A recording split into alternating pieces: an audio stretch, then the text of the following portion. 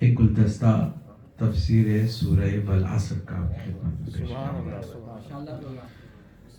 ہم نے عہد کیا اپنے زمانے کے امام سے کہ جب تک اللہ نے زندگی ہمیں دی ہے کوشش کریں گے کہ قرآن سے خود بھی مانوس رہیں اور جہاں جائیں لوگوں کو بھی قرآن سے قریب کرنے کی کوشش کریں۔ یہی ایک بہت اہم کام ہے کہ جس کی طرف توجہ بہت کم ہے۔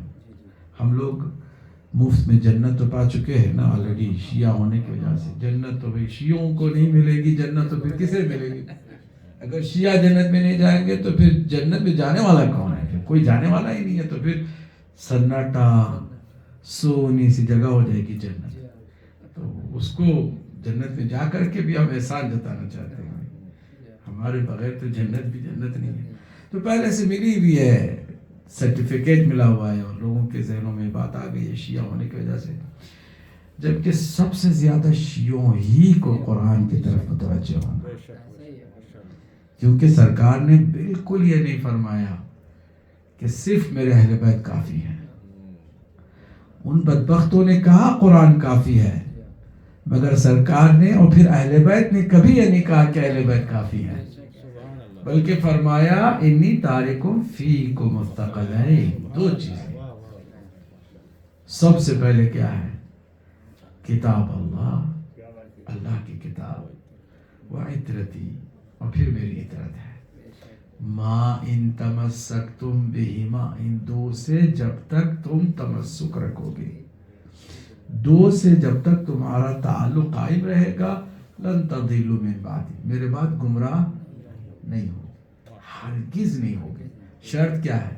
دونوں سے تمسک کرنا ہے، قرآن کے ساتھ بھی اور اب جنہوں نے اہل بیت کو چھوڑ دیا قرآن کافی کہہ کے، قرآن سے بھی ان سے تمسک نہیں ہو سکا، کیونکہ قرآن کسی کے سمجھ میں آتا ہی نہیں ہے جب تک کہ اہل بیت نہ بتائیں قرآن کس کی سمجھ میں آیا ہے۔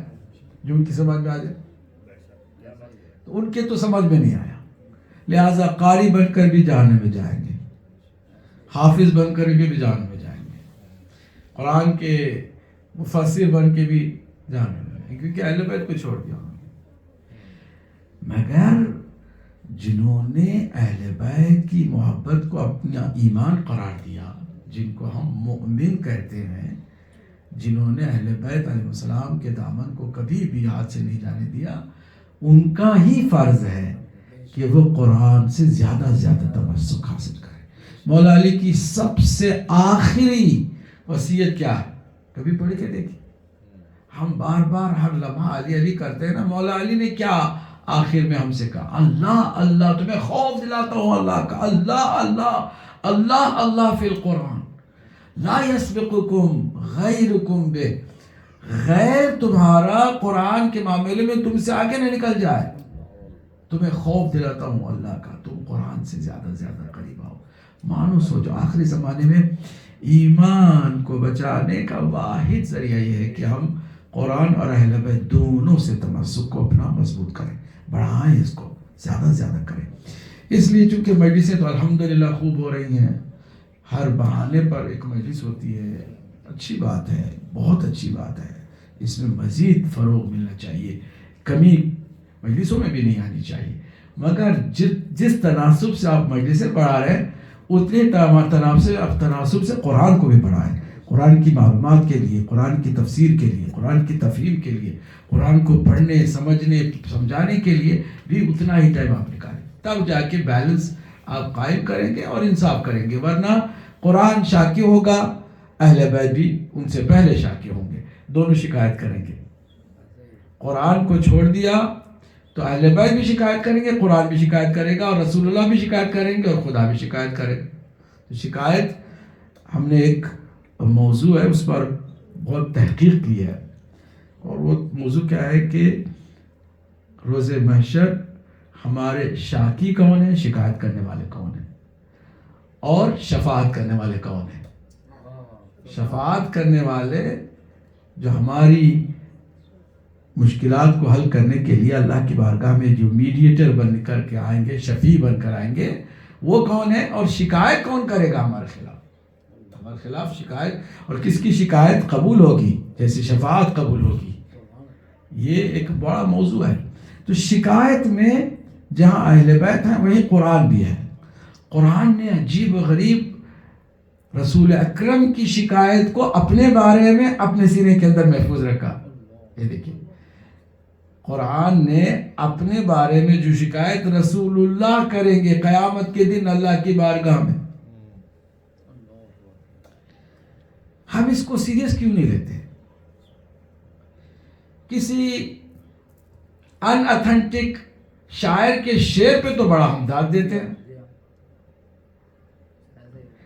کسی ذاکر کے اس کے خود ساختہ جملے پر تو بڑے نعرے لگتے ہیں، مگر قرآن نے ایک بہت بڑی بات کی، اس کو ہم سیریس نہیں لیتے.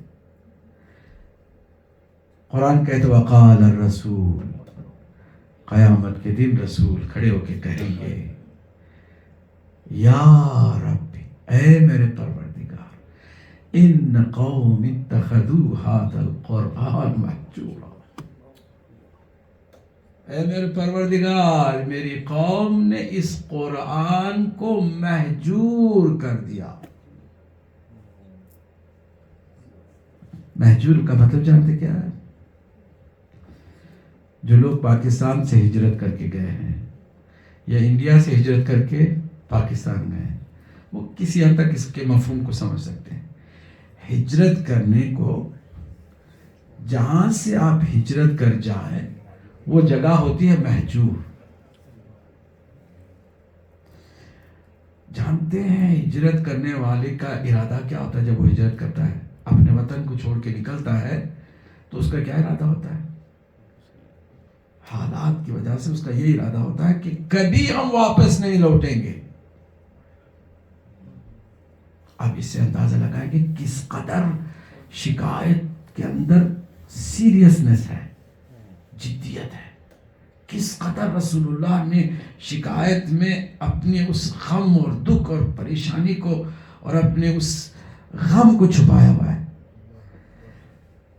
فرما رہے ہیں قیامت کے دن فرمائیں گے اے پروردگار میری قوم نے قرآن سے ہجرت کی ہے، یہ سوچ کے ہجرت کی ہے کہ واپس قرآن کی طرف لوٹنا ہی نہیں ہے.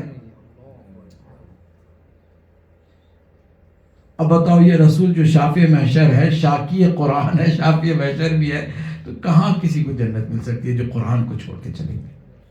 اس لیے زیادہ سیریسلی اس پر توجہ کریں.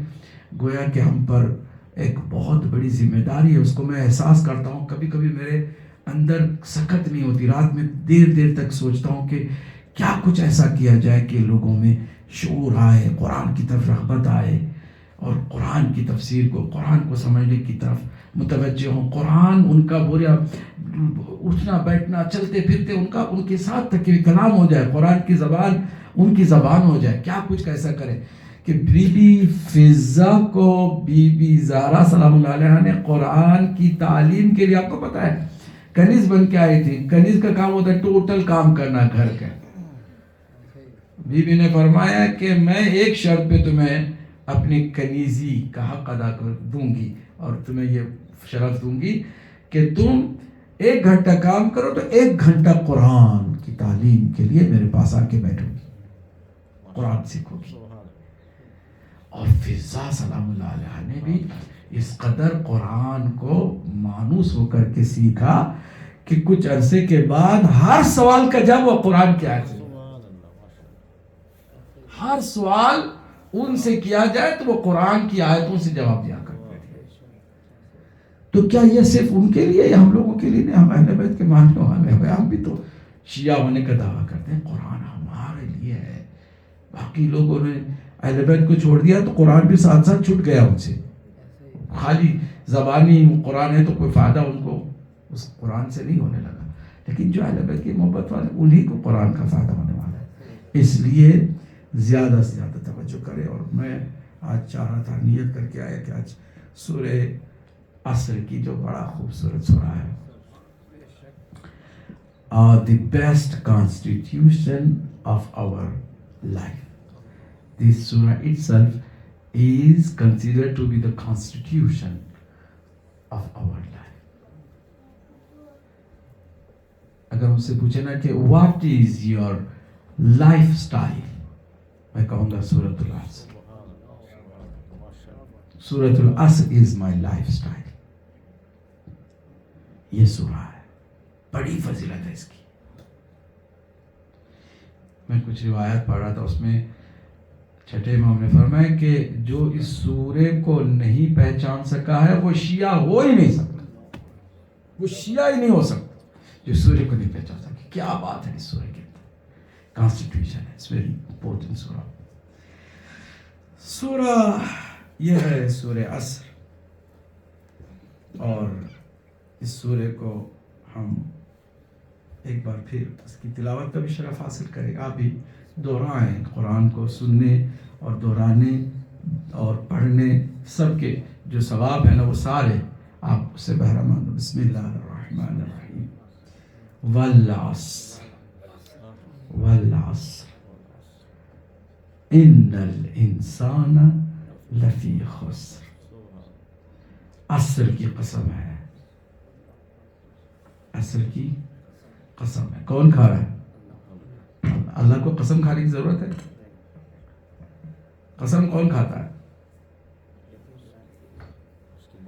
عام طور سے وہ قسم کھاتا ہے کہ جس کے اوپر لوگ اعتبار نہیں کرتے. وہ اپنی بات کو اس میں وزن ڈالنے کے لیے قسم کا سہارا لیتا ہے. ایسے ہی ہے نا. کورٹ میں بھی کیوں قسم اسے کھلوائی جاتی ہے, قسم کھلوائی جاتی ہے زبردستی, کیونکہ وہ بولتے ہوئے سمجھ کے بولے کہ کہیں جھوٹ قسم کھا کے نہ بولے, یہ نا سیریس ہو کر. اب اللہ کو قسم کھانے کی ضرورت نہیں, اور اللہ نے 40 سے زیادہ مرتبہ قسم کھائی ہے. کیوں کھائی ہے؟ کیونکہ انسان اتنی غفلت میں پڑا ہوا ہے نا, انسان اتنی غفلت میں پڑا ہوا, اتنی بے خبری میں, اتنی لاپرواہی میں ہے کہ اللہ سبحانہ وتعالی جو صدق کا بھی مالک ہے, خالق ہے, وہ سچائی کا بھی مالک اور خالق, وہ بھی قسم کھا کھا کے انسان کو ہوش میں لانے کی کوشش کر رہا ہے, بیدار کر رہا ہے. انسان بیدار ہو جا, میں تیرا مالک کو قسم کھا کے کہہ رہا ہوں کہ تم اس کو سیریس لے لو, تم اس کو ایزی نہ لو, لائٹلی مت لو. قسم بار بار کھا رہا ہے, اور جس کی قسم کھا رہا ہے اور جس کے لیے کھا رہا ہے, ہر جگہ پر اس کی حکمت ہے, اس کی تدبیر ہے. اب یہاں عصر کی قسم ہے. مفسرین شیعہ سنی سب کی میں نے تفسیریں دیکھی ہیں الحمدللہ. اب تک جو جتنی بھی تفسیریں لکھی گئی ہیں نا, عربی میں, فارسی میں, کسی زبان میں, کوشش کی ہے کہ ساری تفاسیر کا ایک دورہ اس سلسلے میں, ایک کیا کہتے ہیں وزٹ کرنا ہوتا نا.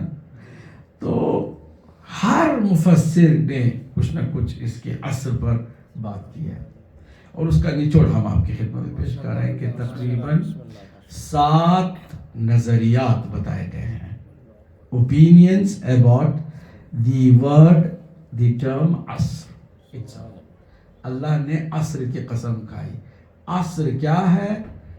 There are 7 different definitions for this single word of عصر.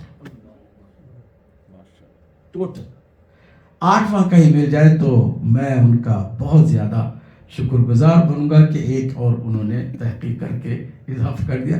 میری اپنی طالبانہ تحقیق میں 7 سے زیادہ کوئی اور نظریہ ظاہر نہیں ہوا. سنی شیعہ سارے مفسرین. ٹھیک. اب یہ 7 ذرا سنیے گا, دلچسپ باتیں بھی ہیں نا. توجہ کریں گے تو ان باتوں میں لطف ہے, توجہ نہیں کریں گے تو لوریوں کی طرح نیند آپ کو آ جائے گی.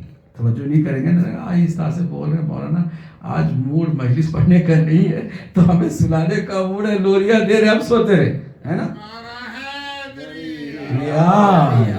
سبحان اللہ.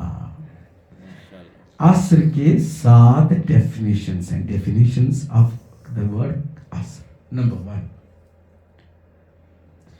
عصر means the literal meaning of it. اس کا literal meaning ہے نچوڑنا. عربی میں جو جوس ہوتا ہے نا اس کا نام ہوتا ہے عصیر, نچوڑا گیا. اورنج سے نچوڑ کر کے اورنج کا جوس بنتا ہے, ٹھیک ہے. ایپل سے نچوڑ کر کے ایپل کا جوس بنتا ہے. تو جس چیز کو نچوڑا جاتا ہے نا اس کو کہتے ہیں عصر، اور جو نچوڑی گئی چیز ہے نا اسے کہتے ہیں عصیر یعنی جوس.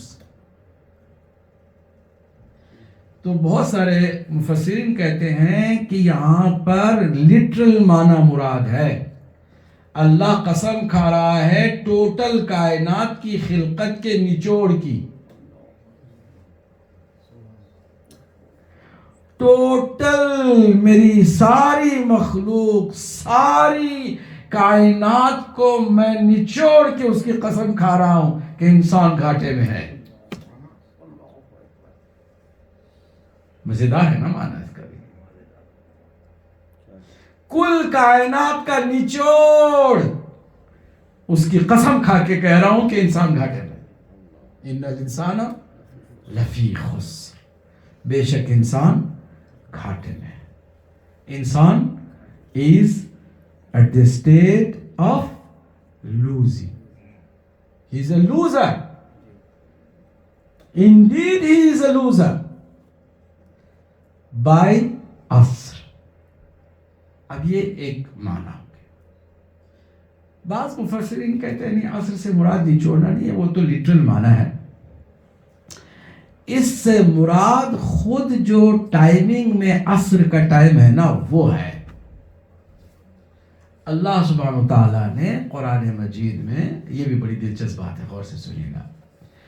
قرآن مجید میں جو ٹائمنگز ہیں نا 24 آورز کے اندر کی جو ٹائمنگز ہیں نا، جو مین امپورٹنٹ ٹائمنگز ہیں، ان سب کی قسمیں کھائی ہیں. والفجر،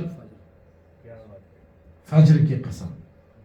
ایک جگہ پہ فرمایا والصبح اذا اسفر، اس صبح کی قسم کہ جو تمہاری طرف آتا ہے. صبح کی قسم کھائی.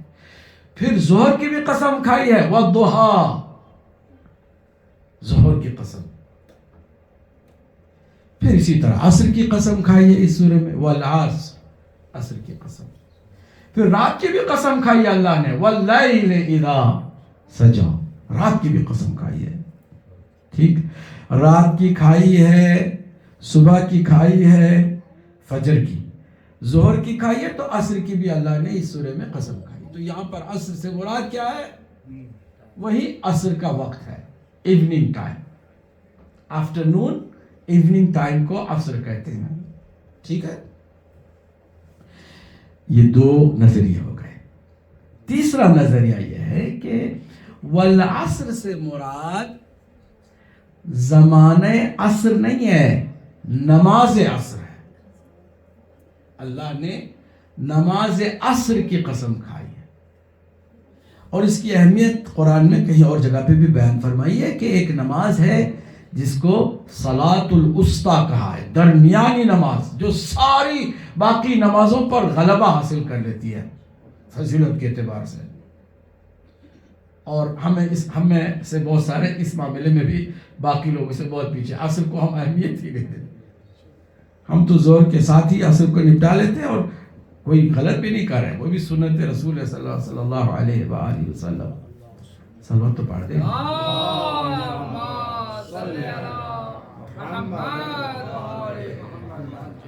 کیونکہ نماز عصر کو درمیانی نماز، کتنی رکعت نماز واجب ہے بتائیے؟ 17 رکعت. کتنی ٹائمنگز ہیں نماز کی؟ 5 ہیں. اور اس کو اگر ہم 2 پہلے 2 بعد میں رکھیں تو درمیان میں کون سی نماز آتی ہے؟ کہیے نا، عصر کی آتی ہے.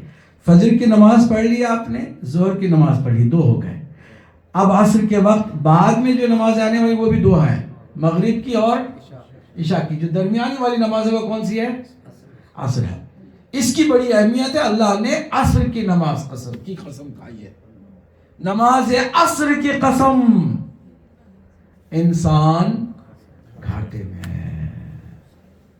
اچھا بھائی، نماز عصر کی انسان کے گھاٹے ہونے میں کوئی کنیکشن ہے، کوئی تعلق ہے؟ کیا تعلق ہے؟ تعلق ہے جو عصر کا ہوتا ہے نا ٹائم، ایوننگ ٹائم میں جو جاب کر رہا ہوتا ہے، دکان بند کرنے کا وقت آتا ہے.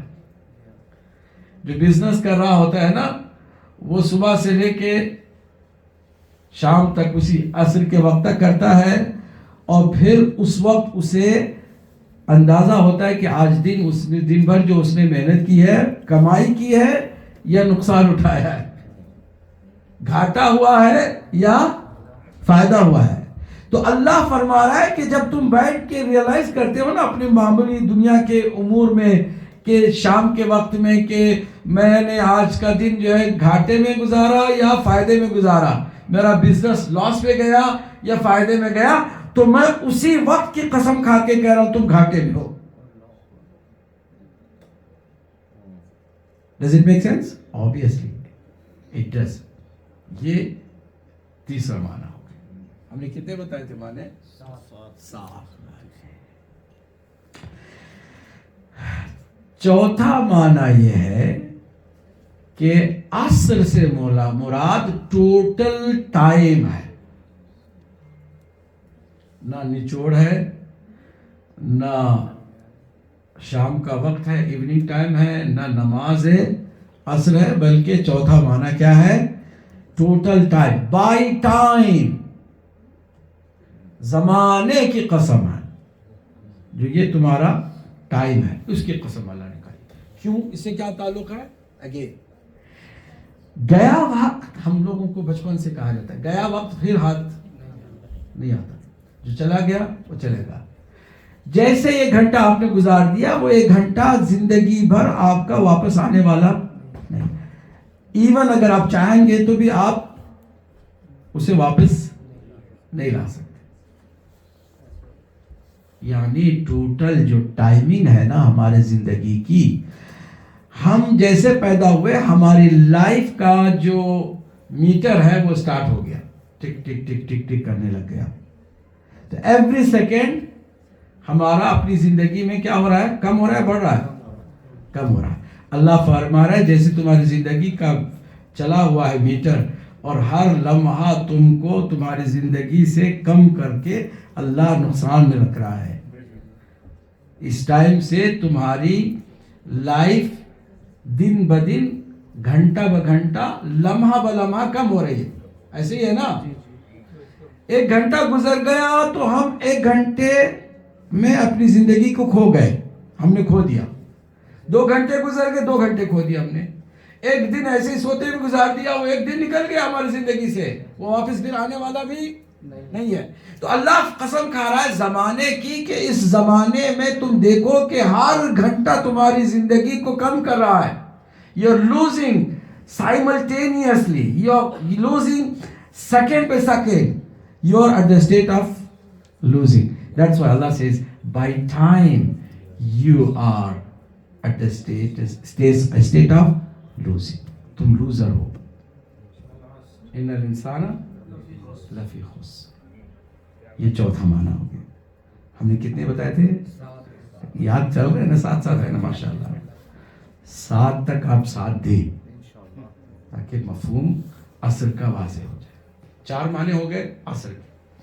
5واں معنی عصر کا اللہ سبحانہ تعالیٰ نے یہاں زمانے کے نہیں بلکہ جو ٹوٹل کائنات میں جب سے اللہ نے کائنات کو چلایا ہے نا، جو بہت ہی امپورٹنٹ ایرا گزرا ہے، ٹائمنگ گزری ہے، پیریڈ گزرا ہے، اس کی اللہ نے قسم کھائی ہے۔ مثلا جب زمین و آسمان کو اللہ نے خلق فرمایا، اسی نیت سے خلق فرمایا کہ میں اس میں انسانوں کو بھیجوں گا، جنوں کو بھیجوں گا، وہ مخلوق بھیجوں گا کہ جو تمام باقی ساری مخلوق کا پرپز ہے، ٹوٹل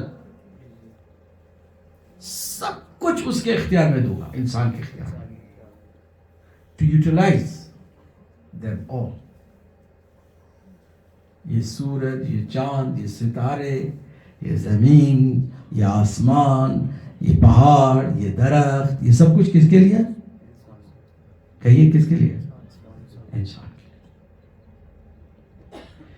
جہاں جہاں اللہ نے کائنات بناتے ہوئے ایک خاص وقت میں ایک خاص کام کیا، جیسے حضرت آدم کو پیدا کیا، مٹی سے پیدا کیا، اس زمانے کی قسم۔ نوح کو بھیجا، نوح نے کوشش کی اللہ کی طرف متوجہ کرنے کی، لوگ متوجہ نہیں ہوئے، پھر عذاب آیا، طوفان آیا، اس زمانے کی قسم۔ یا حضرت ابراہیم کو اللہ نے نار نمرودی سے بچایا، اور اس وقت جو خاص ٹائم تھا کہ حضرت ابراہیم کو جلنے سے بچا لیا، اس کی قسم۔ جو خاص جو ٹائمنگز ہیں نا، حضرت موسیٰ علیہ السلام کے زمانے کی قسم، جب وہ ساحروں پہ غالب آ گئے تھے، جادوگروں پہ غلبہ حاصل کر لیا تھا، اللہ نے ان کو بچا لیا تھا۔ دریائے نیل میں فرعونیت کو ڈبو کر کے، فرعونیت کے جو دشمن تھے فرعون اور فرعونیت کے، اور جو اللہ کے بندے تھے، ان کو اللہ نے بچایا، اس خاص ٹائم کی قسم۔ اس طرح بہت سارے اللہ کی طرف سے ایونٹس ہیں، خاص ایونٹس ہیں، اس کی قسم۔ یا پھر رسول اللہ کی رسالت کے اعلان کا جو خاص ٹائم ہے، اس کی قسم۔ یا ہر جگہ پہ مولا علی کے ذریعے سے اللہ نے جو اسلام کو فتح دی ہے، اس خاص ٹائمنگ کی قسم اس میں اللہ نے کہی ہے۔ یعنی جہاں جہاں بھی انسانوں کو نجات اور کامیابی ملی ہے نا، وہاں وہاں اس ٹائم کی قسم کھا کے اللہ یاد دلا رہا ہے، خبردار ان الانسان لفی خسر، انسان گھاٹے میں ہے۔ ان سب خاص ٹائمنگ کا اللہ نے یہاں خیال رکھتے ہوئے پیریڈز کو واضح طور پر کلیئرلی قسم کے لیے استعمال کیا۔ کتنی ہو گئے؟ 5 ہو گئے، اب تو رہتے ہیں۔ بعض مفسرین کہتے ہیں والعصر سے مراد وہ زمانہ ہے جب پوری کائنات پر اللہ کا قانون نافذ ہو جائے۔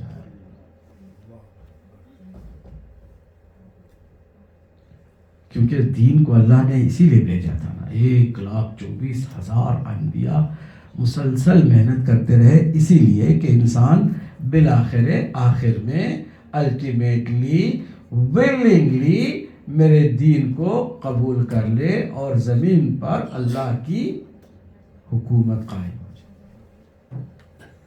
ابھی تک تو ہوا نہیں، ہوا کیا؟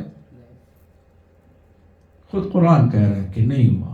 قلیل من عبادی الشکور، only few of them are the thankful people۔ انفیڈل زیادہ ہیں، مومن بہت کم ہیں، مومن میں بھی عمل کرنے والے کم ہیں، بے عمل زیادہ ہیں، عمل کرنے والوں میں بھی خالص نیت کرنے والے، خلوص کے ساتھ کرنے والے کم ہیں، دکھاوے اور شو آف کے لیے زیادہ ہیں۔ اب جو مخلص ہیں کتنے کم ہیں، مگر ان کی خاطر سب کو اللہ پالے ہوئے، سب کو برداشت کیے ہوئے۔ تو یہاں جو والعصر میں چھٹا جو معنی ہے وہ یہ ہے کہ اللہ سبحانہ وتعالیٰ اس زمانے کی قسم کھا رہا ہے کہ جس زمانے میں اللہ کا قانون مکمل نافذ ہونے والا ہے۔ وہ کون سا زمانہ ہے؟ امام زمانہ عجل اللہ تعالیٰ فرجہ۔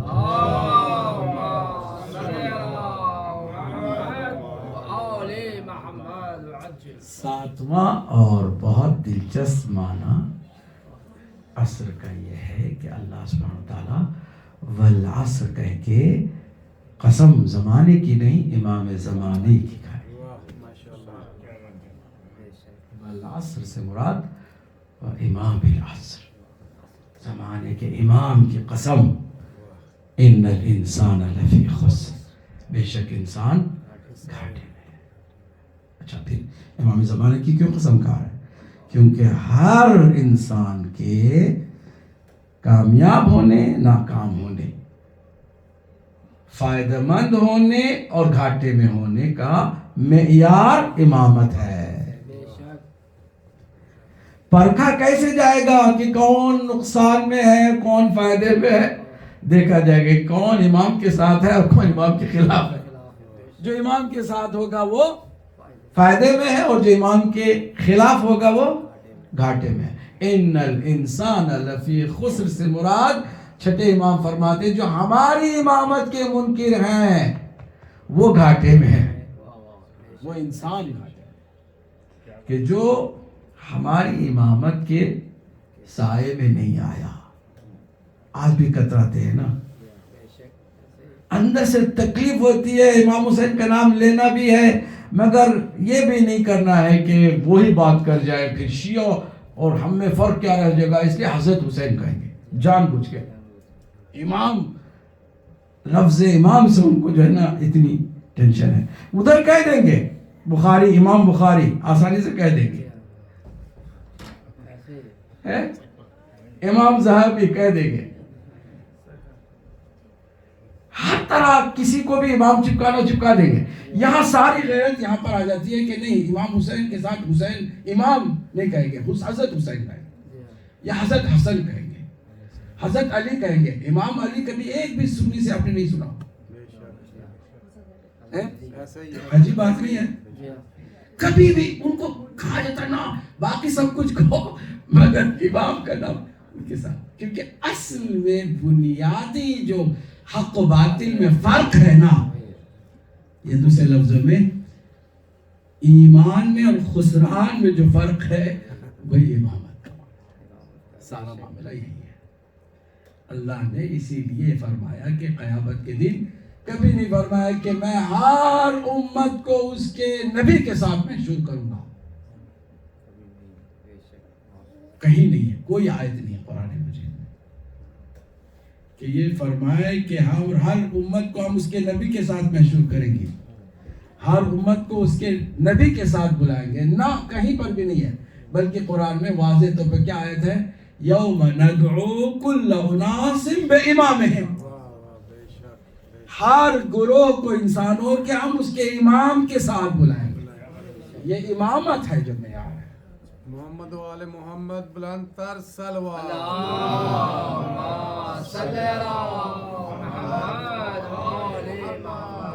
تو اب یہ والعصر کی تفسیر ہوئی ابھی تک. والعصر کے 7 معنی ہیں.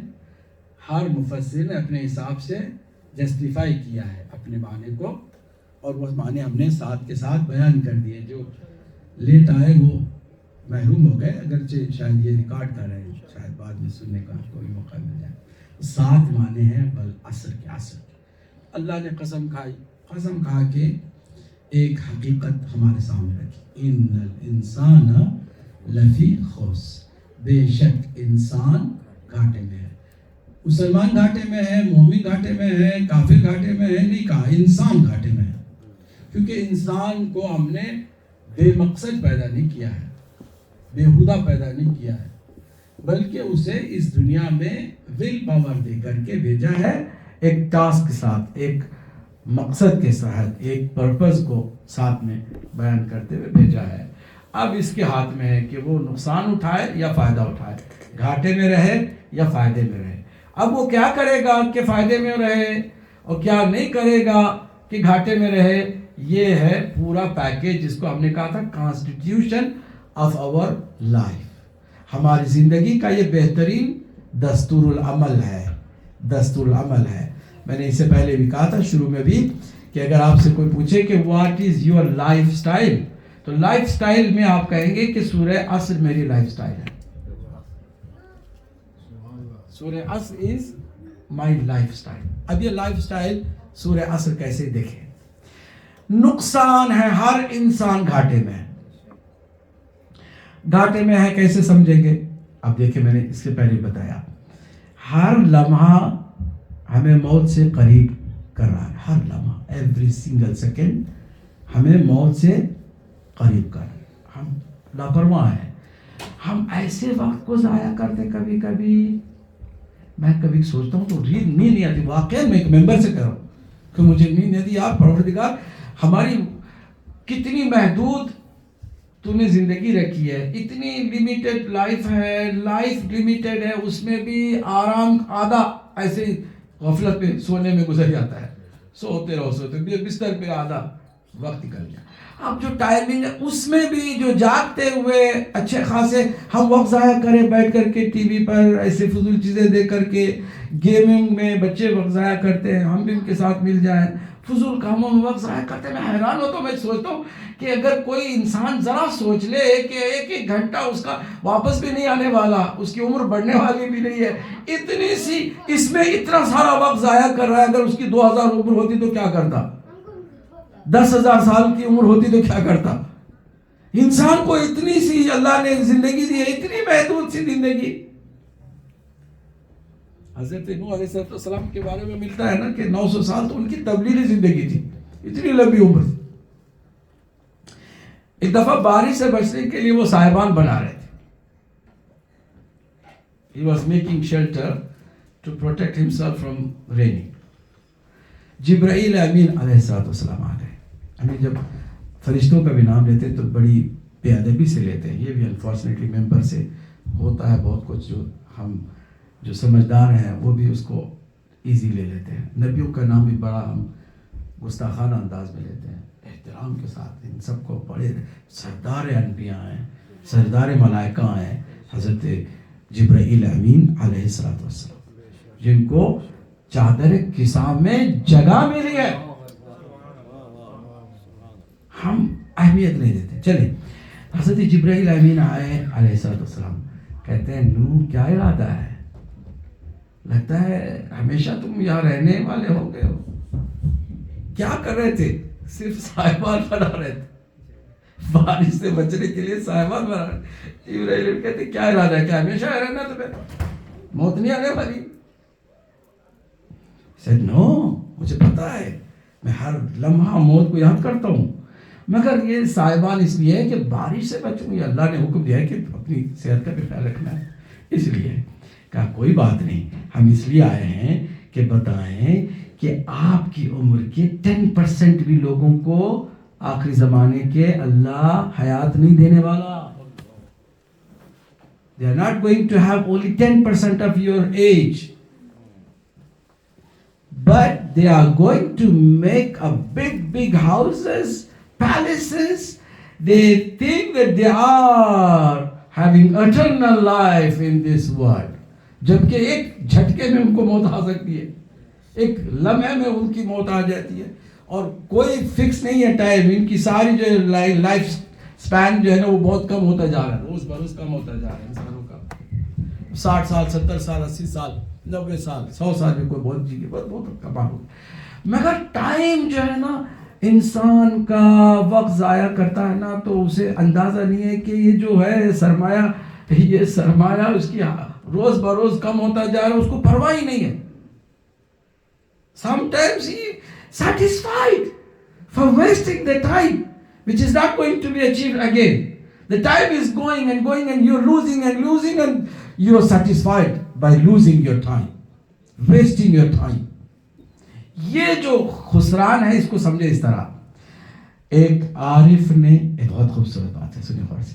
ایک عارف نے کہا کہ میں نے ان الانسان لفی خسر کی آیت کو ایک آدمی کے جو مارکیٹ میں آئس کیوب بیچ رہا تھا گرمیوں میں.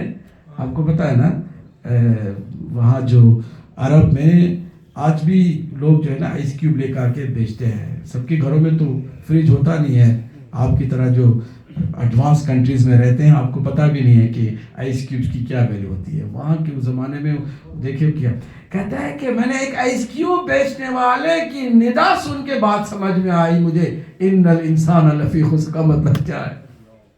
کیا میں نے سنی آواز، وہاں کے آئس کیوب بیچنے والا آواز لگا رہا ایھا الناس ارحموا من یذوب رأس مالہ، رحم کر اس بندے پر کہ جس کا سرمایہ لمحہ بلمحہ پگھل رہا ہے. کیونکہ گرمی ہے، شدید دھوپ ہے، اگر آ کے نہیں خریدیں گے لوگ جلدی آئس کیوب تو یہ پگھل جائے گا، ختم ہو جائے گا. میرا سارا سرمایہ ڈوب رہا ہے، پگھل رہا ہے. وہ جو بیچارہ آواز دے رہا ہے نا کھڑے ہو کر کے، لوگوں آؤ مجھ پر رحم کرو، جلدی خریدو رحم کرو اس کے اوپر کہ جس کا سرمایہ پگھل رہا ہے، لمحہ بلمحہ پگھل رہا ہے. وہ عارف کہتے ہیں میں نے ان الانسان لفی خسر کا مطلب سمجھ لیا. اس سے سمجھا میری زندگی بھی اسی آئس کیوب کی طرح پگھل رہی ہے، زندگی لمحہ بلمحہ کم ہوتی جا رہی ہے، کہ مجھے تھوڑا سا اسی بات کو سمجھنا ہے کہ جب میری زندگی ایسے پگھلنے والی، ختم ہونے والی، تو میں کیا اچیو کر رہا ہوں. پھر اللہ سبحانہ تعالیٰ آپ کو پورا ایک سسٹم بتاتا ہے کہ اس پگھلنا تو ہے ہی ہے، مرنا تو ہے ہی ہے. You're going to lose the whole life, later, sooner or later, you're going to die. Yeah, you're going to finish and go from this world to the other world. So what should you do? Try to secure it. اب اسی پگھلتے ہوئے ice cube کو کچھ ایسا کرو کہ فائدہ ہی فائدہ ہو. پگھل بھی جائے تو کوئی حرج نہ. کیا کرو؟ ایسے کو پکڑو کہ جو اس کا خریدار ہے بیچو, اتنا کما لو کہ پگھلنے کے بعد بھی کوئی پرواہ نہ ہو. تو وہ خریدار کون ہے؟ ہم انسانوں کا ہمارا ایک خالق. قرآن مجید میں اللہ سبحانہ ان اللہ یشتری انفسکم, تمہارے نفسوں کو اللہ خریدتا ہے. بیچنے کے لیے تیار ہو جاؤ, ضائع ہونے سے بچا لو. بیچو بیچو, اپنے نفس کو بیچو. کس طرح بیچو؟ تم اپنے نفس کو اللہ کے حوالے کر دو, جو اس کی مرضی اس کے مطابق چلو. یہ بیچنا ہوا. بیچنا کیسے ہوا؟ ہم اپنے وجود کو اپنی مرضی سے نہ چلائیں. یہ تو ختم ہونے والی ہے, یہ سانسیں ختم ہونے والی ہیں, یہ دل رکنے والا ہے, یہ ہاتھ پیر ٹھنڈے ہونے والے ہیں, موت آنے والی ہے. میں جو کچھ بھی اب کر رہا ہوں اپنی مرضی سے نہ کروں, میں اللہ کے سپرد کر دوں, اس کی مرضی سے چلوں. تو یہ ہو گیا اللہ کے حوالے کر دینا, بیچ دینا. اب وہ خریدار کتنا, کیا وہ تھوک میں خریدتا ہے, چھوٹی چھوٹی چیزوں کو نہیں خریدتا نا, وہ تو اس قدر خریدار دلدار ہے اور سخاوت مند ہے, کریم ہے کہ وہ فرماتا فَمَنْ يَعْمَلْ مِثْقَالَ ذَرَّةٍ خَيْرًا يَرَهُ, وہ ذرہ برابر بھی تم نیکی کرو گے وہ بھی خریدے گا. خریدنے میں وہ کوئی چیز تمہاری چھوڑے گا نہیں. شرط یہ کہ تم اس کے بچو. پہلی چیز خسران سے بچنے کی کیا فرمایا؟ إِلَّا الَّذِينَ آمَنُوا, سب سے پہلے ایمان لے آؤ. کس پر؟ اللہ پر, اس کے رسول پر, پھر رسولوں کے بعد 12 اماموں پر ایمان لے آؤ, قرآن پر ایمان لے آؤ, آخرت پر ایمان لاؤ, اور پھر اس کے بعد دوسرا کام کیا کرو؟ وَعَمِلُوا الصَّالِحَاتِ, نیک عمل شروع کرو. وہ چھوٹے ہوں بڑے ہوں پرواہ نہ کرو. بڑے کام کرنے والے اکثر پھنس جاتے ہیں, کیونکہ بڑے کاموں میں ثواب نہیں رہ پاتا. لوگوں کی واہ آ کر کے, شاباشیاں آ کر کے وہ ثواب کا بیڑا غرق کر دیں. بڑے بڑے کام کرنے والے ثواب باقی نہیں رکھ سکتے, کیونکہ وہ شو آف کے چکر میں پڑ جاتے ہیں, لوگوں کی واہ ان کو برباد کر دیتے. چھوٹے چھوٹے کام جو محفوظ رہ جاتے ہیں, چونکہ چھوٹے آپ بھی زیادہ لوگوں کو نہیں بتاتے. میں نے مثلا صبح چلتے چلتے تسبیح پڑھی, آپ کہیں گے لوگ ایسے کہ کون سا بڑا کام کر دیا, آپ بتائیں گے بھی نہیں. خاموشی سے کام کرتے جا رہے ہیں.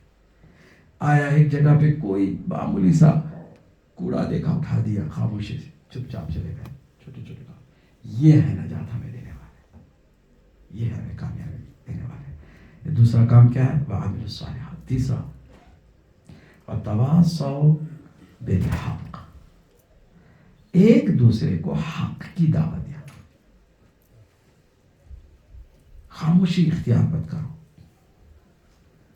ہم لوگوں کے یہاں معاملات بالکل الگ ہیں.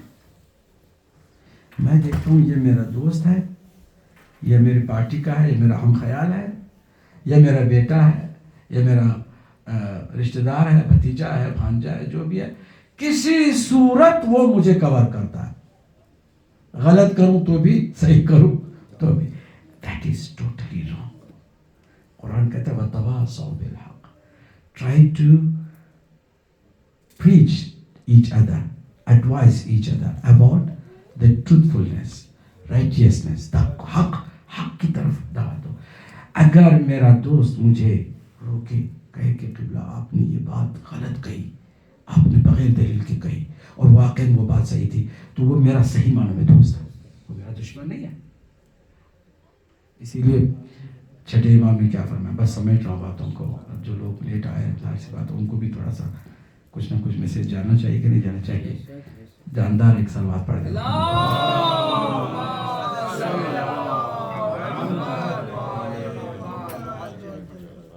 یہ جو بات ہے نا, اس پر تھوڑی سی توجہ پلیز دیجیے گا, پلیز توجہ دیجیے گا. چھٹے امام فرماتے ہیں احب اخوانی الیہ من احدا الی عیوبی، میرا the most beloved brother is the one who indicates my mistakes to me. میری خطاؤں کو وہ بتا رہا ہے، پوائنٹ آؤٹ کر رہا ہے کہ یہ آپ کی مسٹیک ہے، یہ آپ کی مسٹیک ہے. اور امام کہہ رہے ہیں کہ وہ میرا فیوریٹ ہے، ہی از مائی بیلوڈ ون، ہی از مائی احب اخوانی، کا مطلب ہے کہ وہی سب سے زیادہ محبوب ہے میری نگاہ میں، کہ جو مجھے میری کمزوریاں بتائے، خامیاں بتائے. یہ نہیں کہ آ کے تعریف کر کے چلے جائے، تعریف تو ہر کوئی کرتا ہے، اور اکثر منافق لوگوں کی عادت ہوتی ہے کہ منہ پہ تعریف کرنا اور پیچھے جا کے ان کے سو بھائی ابھی آپ تو تعریف کر رہے تھے، ماشاء اللہ مان کے پیچھے یہ باتیں کرے. ارے بھائی تو بیوقوف بنا رہا تھا، بیوقوف وہ بنا رہے تھے یا خود بن رہے تھے، اللہ جانے، خود بن رہے، ان کو نہیں پتا. تو یہ جو بات ہے وہ تواصوا بالحق والی، حق کی طرف. اب یہ حق کیا ہے، اس پر بھی پوری ایک مجلس ہے، پورا ابھی آپ کو نہیں سن رہے، گھبرا نہیں، ہم دیکھ رہے ہیں کہ یہ کیا ہو رہا ہے، فوراً انہوں نے کہا گھڑی کی طرف دیکھنا شروع کر دیا. مجلس نہیں سنا رہا، میں تو یہ بتا رہا ہوں کہ لفظ حق جو ہے یہ دو لفظ حق، حق حق حق. اللہ کہہ رہا ہے میں حق ہوں، رسول حق ہے،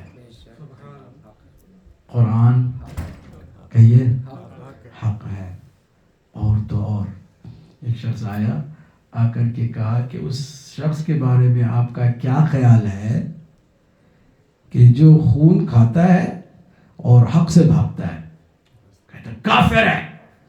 جو فتوے دے دے رہے جلدی کافر ہے. تو پکڑ کے ہاتھ حضرت سلمان نے کہا کہ اتنی جلدی آپ فتوا نہ دیں، آنے والا ویسے بھی عیسائی ہے، مسلمان نہیں ہے، سوال کر رہا ہے. مولا کے پاس آئے، مولا نے فرمایا کہ وہ بڑا مومن اور بڑا عارف انسان ہے. کہتے وہ کیا ہوا، خون کھاتا ہے اور حق سے گھبراتا ہے. کہا ان کو نہیں معلوم ہے نا حق کا مطلب کیا ہے، موت بھی حق ہے.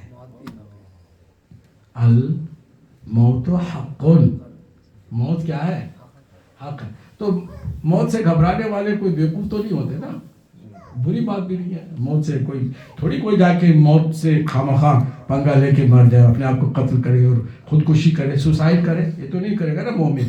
عارف جو ہے وہ سوسائڈ نہیں کرتا. ٹھیک ہے، تو یہ موت سے گھبراتا ہے اور کلیجی سے پسند ہے، کلیجی کا گوشت کھاتا ہے. تو کیا آ جائے، مکروہ ضرور ہے مگر کوئی حرام تھوڑی نہیں ہے. تو نہ یہ اس سے تو فتوے جو لوگ دیتے ہیں بغیر سمجھے کے دیتے ہیں. حق کیا ہے، موت بھی حق ہے، قبر بھی حق ہے، بہت ساری چیزیں حق ہے. معیار کیا ہے، حق کو سمجھنے کا معیار کیا ہے، جو کچھ بھی اللہ اور اللہ کی جانب سے ہو وہ کیا ہے، کہیے کہیے کہیے. ثقیفہ حق اس لیے نہیں ہے کہ وہ اللہ کی جانب سے نہیں، سمپل ہے نا. اگر مجھ سے کوئی پوچھے کہ تم امام علی کو کیوں مانتے ہو، میں کہوں گا وہ اللہ کی طرف سے ہے، حکم ہے، قرآن کی آیت ہے، رسول کی حدیث ہے، دونوں باتیں حق ہیں، حق ہے. تم کیوں مانتے ہو ثقیفہ میں فیصلے جو ہوئے اس کو، نہ قرآن کی آیت ہے نہ رسول کی حدیث ہے. تو ہم کہتے ہیں حق اور باطل میں اتنا ہی فرق ہے جتنا غدیر اور ثقیفہ میں ہے. صلوات پڑھ دیں. عمل صالح میں صبر بھی آتا ہے کہ نہیں، نیک کاموں میں صبر بھی شامل ہے، مگر اس کو الگ سے اللہ نے اسٹیٹس دیا ہے. وَتَوَاصَوْا بِالصَّبْرِ، صبر کی بھی ایک دوسرے کو تلقین کیا کرو، ایک دوسرے کو بتاتے رہو، ایڈوائز کرتے رہو صبر کے بارے میں. صبر بھی کیا ہے، پوری ایک مجلس کے لیے بھی درکار ہے. صبر کیا ہے، صبر کے مفہوم کیا ہے، صبر کے مراتب کیا ہیں، مراحل کیا ہیں، کہاں پہ کرنا چاہیے کہاں پہ نہیں کرنا چاہیے. خود صبر کے بھی 18 معنی ہیں. یہ دیکھیں صبر کے بھی 18 معنی. سب باتوں کو چھوڑتے ہیں، صبر ہی کو اگر کربلا لے جائیں تو صبر کو ایک خوبصورت معنی ملتا ہے، اور اس خوبصورت معنی کو جو مولا حسین کے اس آخری لمحات میں صبر کی کیفیت کو سمجھنے والے نہ سمجھ سکے، آسمان والوں نے سمجھا اور اس کے خدا نے سمجھا صبر حسین کو۔ دشمن نے صرف ایک بات سے تعجب کیا،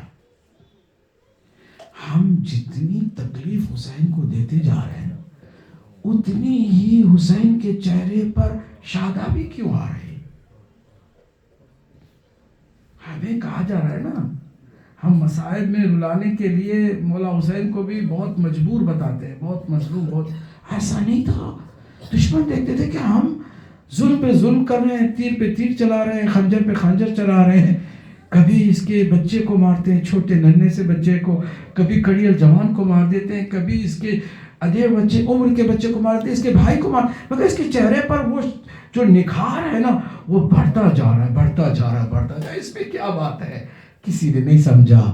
آخری وقت میں اللہ کی طرف سے جو آواز آئی، یا ایتھا النفس المطمئنہ ارجعی الی ربک راضیۃ مرضیہ، یہ حسین ہے کہ جس کی اس عظمت کو صبر کے کوئی سمجھ نہیں سکا ہے سوائے خود اس کے خدا کے۔